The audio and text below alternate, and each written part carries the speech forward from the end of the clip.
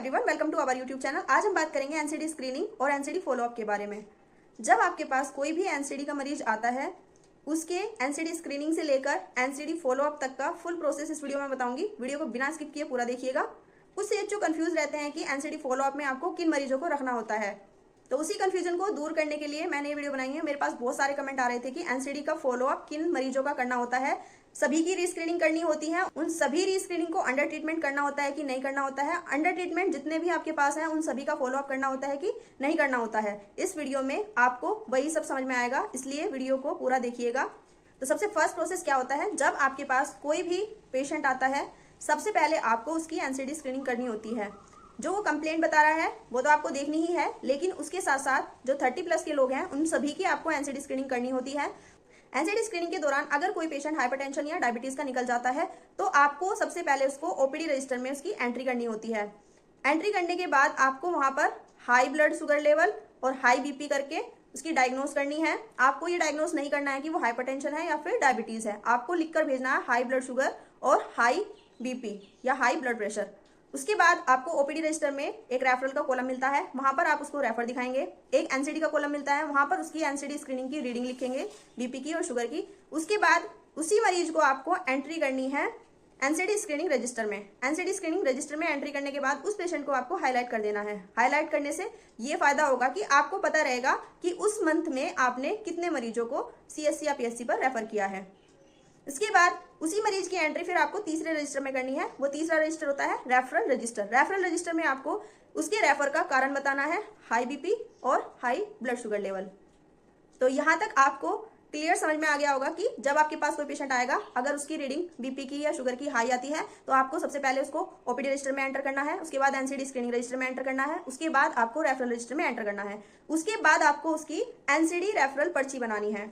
NCD referral पर्ची अगर आपके पास नहीं है तो आप अपने ब्लॉक से या डिस्ट्रिक्ट से ले लेंगे। इस तरह की एनसीडी स्लिप होती है जो रेफरल स्लिप होती है। इसमें इसके दो पार्ट होते हैं, पेशेंट रेफरल स्लिप के ऑफिस कॉपी और पेशेंट कॉपी। इसमें से हाफ फाड़ के आपको ये पेशेंट को दे देनी है। आपको ये दोनों तरफ फिल करना है, जो भी उसकी नाम है, पेशेंट का नाम है, उसका एड्रेस है और किस डेट में आप उसको रेफर कर रहे हैं, और जो बीपी शुगर की रीडिंग आई है या फिर उसकी कोई फैमिली हिस्ट्री रही है वो आपको यहाँ पर लिख देना है। और सिग्नेचर करके आपने जहां उसको रेफर किया है वो इस पर आप लिख देंगे, और ये कॉपी आपके पास रहेगी और दूसरी कॉपी आपकी पेशेंट को देनी है। एनसीडी रेफरल स्लिप को पेशेंट लेकर जाएगा पीएससी या सीएससी पर, जहां पर आपने उसको रेफर किया है। अगर वो जाने की कंडीशन में है तो आप उसको जाने दीजिए, और अगर वो स्टेबल कंडीशन में नहीं है तो आपको एम्बुलेंस को कॉल करना है और एम्बुलेंस बुला के उसको भेजना है। जब भी आप अपने एचडब्ल्यूसी या आयुष्मान आरोग्य मंदिर से किसी भी पेशेंट को रेफर करते हैं तो आपको उसको एनसीडी रेफरल स्लिप या फिर नॉर्मल रेफरल स्लिप बनाकर पेशेंट को देनी होती है। तो ये हो गया सेकेंड प्रोसेस। थर्ड प्रोसेस क्या होता है, अब आपने अपनी तरफ से पेशेंट को यहां से रेफर कर दिया, तब तक के लिए आपको उसको कोई ट्रीटमेंट नहीं देना है।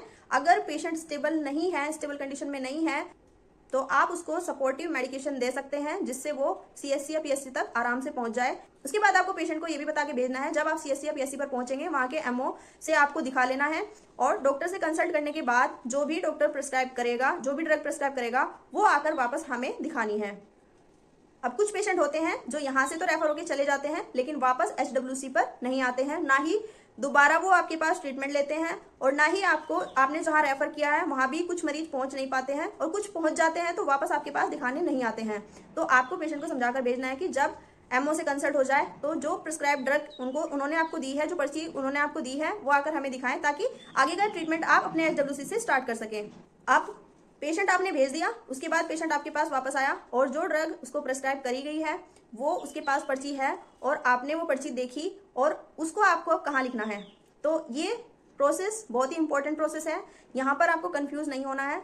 जो भी पेशेंट पर्ची वापस लेके सीएससी या पीएससी से आएगा, उस ड्रग को आपको सबसे पहले अपने ओपीडी रजिस्टर में मेंशन करना है कि क्या वहां से ड्रग प्रिस्क्राइब करी है, उस पेशेंट का नाम, एड्रेस और उसका ट्रीटमेंट आपको ओपीडी रजिस्टर में लिखना है। उसके बाद ओपीडी रजिस्टर में आपको डायग्नोसिस में लिखना है जो डॉक्टर ने प्रेस्क्राइब करी है मेडिसिन, जिस डायग्नोस को देखकर, जैसे उन्होंने अब बता दिया है कि इसको हाइपरटेंशन है और डायबिटीज है, तो आपको लिखना है हाइपरटेंशन फॉलोअप या डायबिटीज फॉलोअप। तो इस तरह से आपको ओपीडी रजिस्टर में लिखना होता है। उसके बाद उसकी एंट्री आपको कहाँ करनी होती है, एनसीडी फॉलोअप रजिस्टर।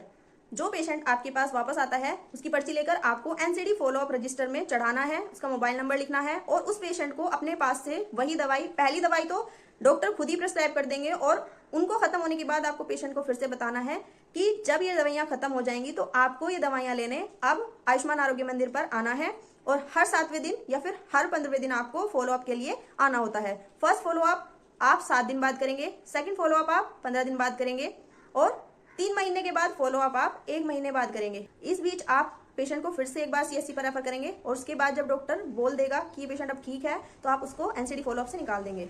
तो चलिए हम इसको इस तरह से समझते हैं। ये हमारा NCD फॉलोअप का पुराना रजिस्टर है जो हमने पिछले साल बनाया था। ये NCD फॉलोअप का नया रजिस्टर है जो हमने इस साल बनाया है। अब इस चीज को आप बड़े ध्यान से समझिएगा। ये जो हमारा पुराने वाला NCD फॉलोअप रजिस्टर है, इसमें यहाँ पर एक डेट डली हुई है। हमने कौन से मंथ में कितने पेशेंट रेफर किए हैं वो ये वाली डेट है।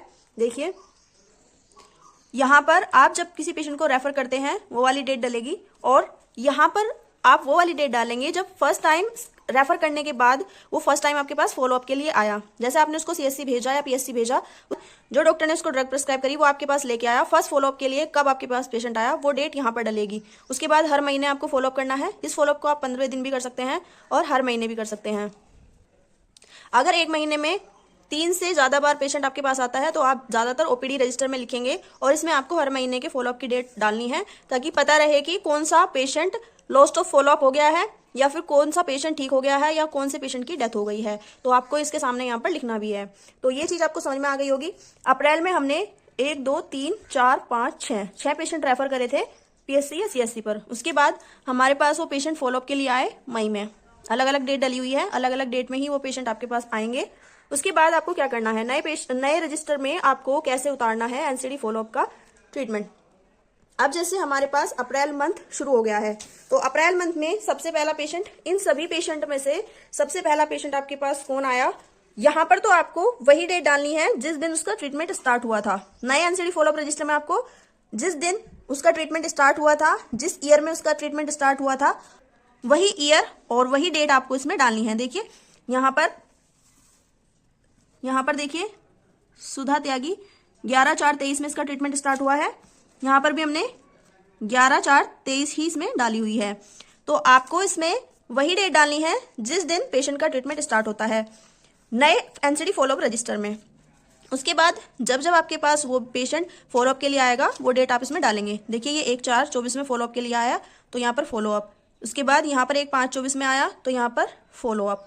तो ऐसे आपको करना है। जैसे आपके पास कोई पुराना पेशेंट चल रहा है NCD का, तो आपको पुराने रजिस्टर में से वही डेट डालनी है यहाँ पर जिसमें उसका इलाज चला था या जिस डेट में आपने उसको फर्स्ट टाइम रेफर करा था। अब देखिए दूसरी कंडीशन क्या होती है, जैसे इनमें से कोई पेशेंट ऐसा है जिसका इलाज पूरा हो चुका है या फिर लॉस्ट ऑफ फॉलोअप हो चुका है। अब देखिए इसमें मेरा एक पेशेंट है शामवीर, इसका इलाज पूरा हो चुका है, तो यहाँ पर इसका इलाज पूरा हो गया है, तो यहाँ पर इसके इलाज की हम पूरे होने की डेट भी डाल सकते हैं। यहाँ पर क्योर्ड भी लिख सकते हैं। यहाँ पर आपको क्योर दिखा देना है और इसको आपको नए रजिस्टर में नहीं उतारना है। और इसको आप क्योर कब दिखाएंगे, पहले आपको इसका मंथली फॉलोअप करना है, फिर आपको इसका 3 मंथ के लिए फॉलोअप करना है, 3 मंथ बाद, फिर 6 महीने बाद, फिर 1 साल बाद। और अगर ये हर बार सही आता है इसका BP शुगर, तो ये पेशेंट आपको CSC पर रेफर करना है। उसके बाद जब CSC से श्योरिटी मिल जाएगी कि ये क्योर हो गया है तो आप यहाँ पर क्योर लिख देंगे। अगर कोई पेशेंट ऐसा है जो आपके पास आता ही नहीं है, 1-2 बार दिखाने आया, 1-2 बार फॉलोअप के लिए आया, उसके बाद लॉस्ट ऑफ फॉलोअप हो गया, तो यहाँ पर ये लिखा हुआ है LOF, तो आप यहाँ पर LOF लिख देंगे। तो इस तरह से आपको फॉलोअप दिखाना होता है। अब कुछ पेशेंट जो लॉस्ट ऑफ फॉलोअप हो गए हैं पिछले साल में, तो आपको लॉस्ट ऑफ फॉलोअप की डेट डाल के उसके सामने लिख देना है। और उनमें से जो पेशेंट आपके पास कंटिन्यू आ रहे हैं उन सभी को आप देखिए, जो सीरीज इसमें है वो इसमें नहीं मिलेगी, क्योंकि जो पेशेंट कंटिन्यू आपके पास आ रहे हैं नए NCD फॉलोअप में आप सिर्फ उन्हीं को लिखेंगे। देखिए मेरे पास पहले 64 पेशेंट पहले मेरे पास फॉलोअप में चल रहे थे, और अभी मेरे पास 35 पेशेंट कंटिन्यू फॉलोअप में है। और बाकी के जो पेशेंट हैं वो अभी तक अप्रैल में मेरे पास फॉलोअप में नहीं आए, और अगर वो आएंगे तो वो मई में आएंगे, या कभी भी आपके पास अगर फॉलोअप में आ जाते हैं अपने आप को NCD फॉलोअप रजिस्टर में उतार लेंगे और उनका फॉलोअप तभी से स्टार्ट कर देंगे। अगर कोई ऐसा पेशेंट है कि वो आपके पास 1-2 बार दिखाने के बाद आया ही नहीं है, उसको आप लॉस्ट ऑफ फॉलोअप में कर देंगे। जब भी वो पेशेंट नेक्स्ट टाइम आपके पास आएगा, कम से कम 6 महीने बाद अगर कोई पेशेंट आता है, तो उस पेशेंट का आपको NCD screening, first time NCD screening की तरह ही उसको ट्रीट करना है, और स्क्रीनिंग करके आपको उसकी रेफरल पर्ची बनानी है और PSC या CSC पर रेफर कर देना है। रेफर करने के बाद उसका ट्रीटमेंट फिर से आपके पास स्टार्ट होगा। जिस दिन आपने उसको रेफर किया उसकी डेट आप फिर यहाँ पर डालेंगे, और ऐसे पेशेंट जो आपके पास लॉस्ट ऑफ फॉलोअप हो गए थे और अगले साल अब वो आपके पास आते हैं, तो आपको उसको नए सिरे से नए सन में रेफर करना है सीएससी या पीएससी पर, और वापस उसका नए सिरे से ट्रीटमेंट चलाना है। यहाँ पर उसकी नए सिरे से डेट डलेगी और उसी सन में डेट डलेगी जिस सन में वो दोबारा आपके पास ट्रीटमेंट के लिए आया है, और उसको आप ऑन ट्रीटमेंट में डाल देंगे। अगर आपको जानकारी अच्छी लगी हो तो वीडियो को लाइक करें, चैनल को सब्सक्राइब करें और बेल आइकन को जरूर प्रेस कर दें ताकि न्यू वीडियो का नोटिफिकेशन आपको सबसे पहले मिल सके। और कमेंट बॉक्स में मुझे जरूर बताना क्या आपको समझ में नहीं आया है।